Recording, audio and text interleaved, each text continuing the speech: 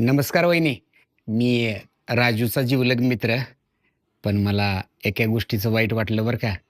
तुम्ही मला लग्नाला बोलवलं नाही. नाही हो भाऊजी, आमचं लव्ह मॅरेज असल्यामुळं घाई गडबडीत लग्न झालं. आम्ही कुणालाच बोलवलं नाही. बरं असू द्या, काही हरकत नाही. पण ते जाऊ द्या. राजूनं मला आत्ताच फोन केला होता घरी ये म्हणून. राजू कुठे दिसच नाही गेलाय. अहो त्यांनी बाहेर गेलेत. येतील 5 मिनिटात. तुम्ही बसा, मी चहा ठेवते. आयला वहिनी कसला चाकरलेत राव. एवढ्या वेळात बासुंदी झाली असती. पण ते ठीक आहे. वहिनी तर चाकरलेली तर आणि भांड्याचा आवाज कुठून उरलाय.